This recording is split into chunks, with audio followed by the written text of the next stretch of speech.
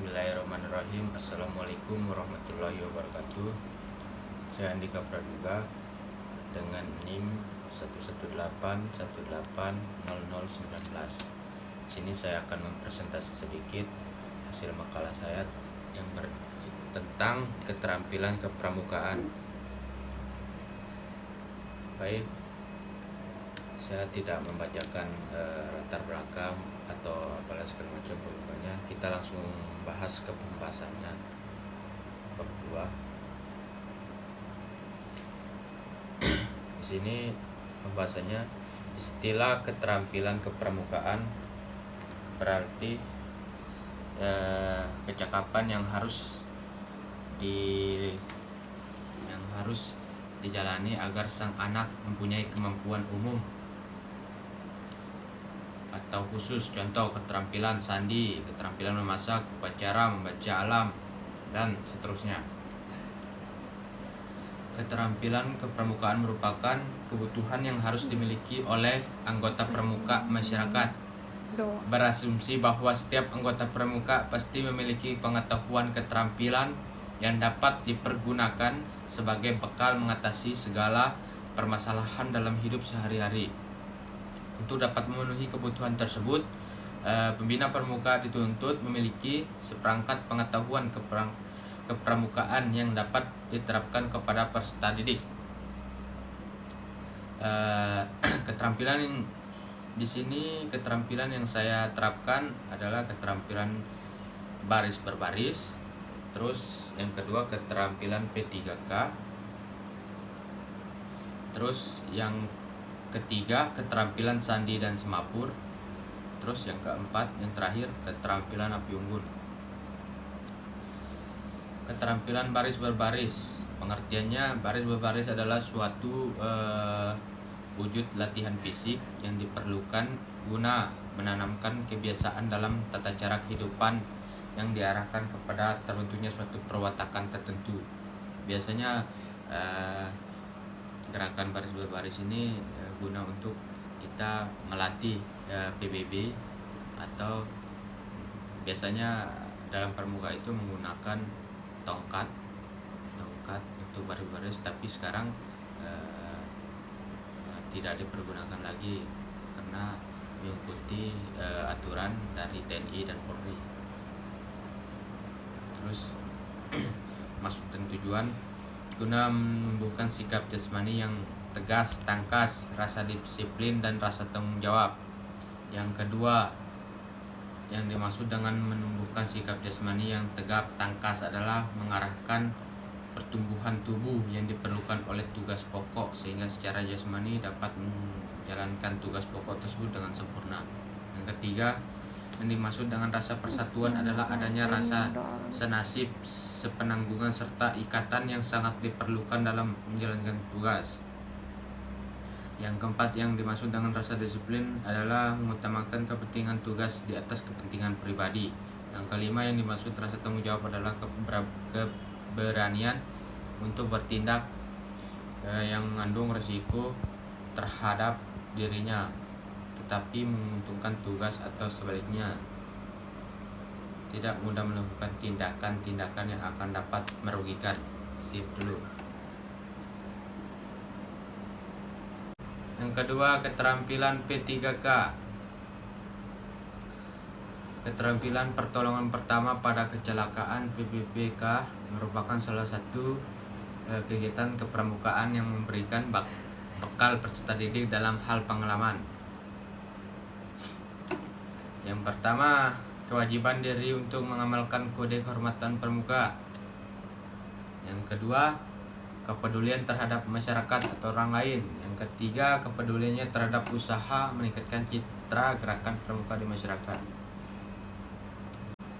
Keterampilan pertolongan pertama pada kecelakaan merupakan seperangkat keterampilan dan pengetahuan kesehatan yang praktis dalam memberikan bantuan pertama kepada orang lain yang sedang mengalami musibah.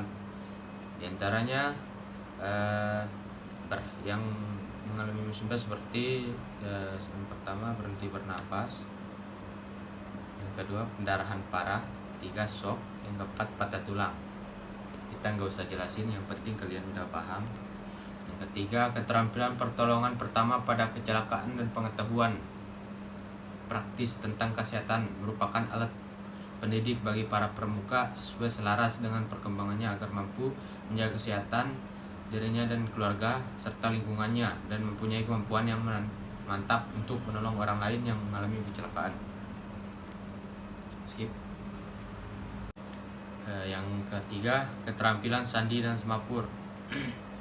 Keterampilan sandi dan semapur pertama kali digunakan secara luas secara teknologi radio dan telegrafi. Perkembangannya pesat pada akhir abad ke-19. Pada awal-awal penggunaannya, kode Morse dipakai untuk mengirimkan pesan antara lain dua tempat yang terpisah jauh dengan menggunakan teknologi radio CW atau condense wave atau gelombang tetap.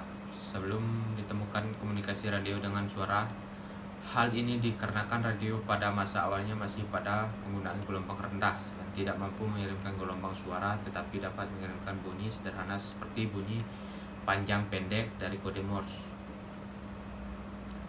Keterampilan sandi dan Morse tidak lagi dipergunakan sebagai modul komunikasi resmi Angkatan Laut Internasional pada tahun 1997 dan diganti dengan sistem GMDSS yang menggunakan satelit. Bukannya gelombang radio, tetapi sampai saat ini kode Morse masih aktif digunakan dalam komunikasi jarak jauh antara kapal laut atau menara dari internasional.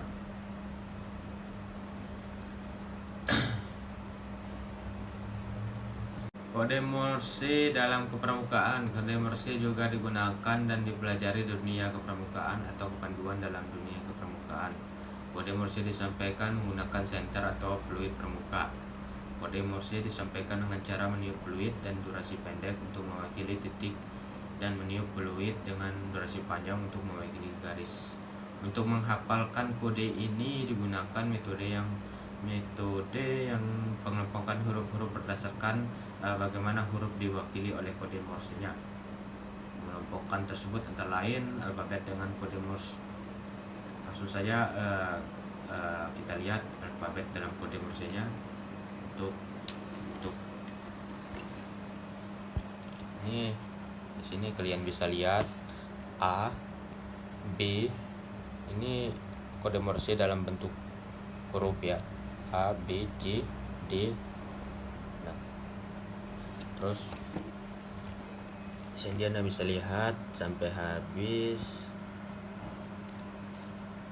JKLMNOVQ RSTUVW. Untuk tanda bacanya seperti titik, koma, tanda titik 2. Nah, ini Anda bisa lihat sendiri. Terus angka 1, 2, 3 sampai 10 udah Oke, baik. Kita langsung masuk ke keterampilan api unggun. Langsung saja. Keterampilan api unggun. Api unggun adalah api luar ruangan yang sengaja dibuat untuk menyalakan api. Bahannya kayu bakar, potongan kayu atau kumpulan dahan ranting, jerami atau daun-daun kering. Pramuka pecinta alam atau peminat kegiatan alam bebas sering membuat api unggun sewaktu kemah atau melakukan kegiatan di alam terbuka. Api unggun dinyalakan dengan maksud untuk menjaga diri dari binatang buas, menghangatkan diri, atau sambil masak, isyarat keadaan bahaya, atau sebagai perapian untuk memasak makanan. Sewaktu berkemah, orang sering berkumpul di sekitar api unggun untuk melakukan tradisi seperti bernyanyi, menari, ya melakukan aktivitas seperti bermain, apalagi segala macam. Dan di situ juga bisa Anda lakukan seperti membakar ubi jalar, singkong atau jagung. Makanan seperti itu juga bisa ditusuk dengan ranting kayu atau tongkat besi sebelum dipanggang. Oke, seperti itu. Baik, cuman itu saja sedikit penjelasan dari saya.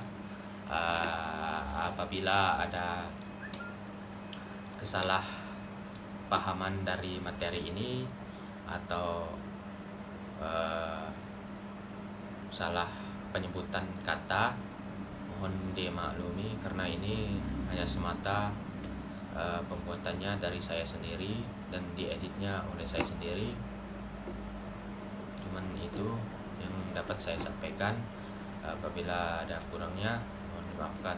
Terima kasih. Assalamualaikum warahmatullahi wabarakatuh.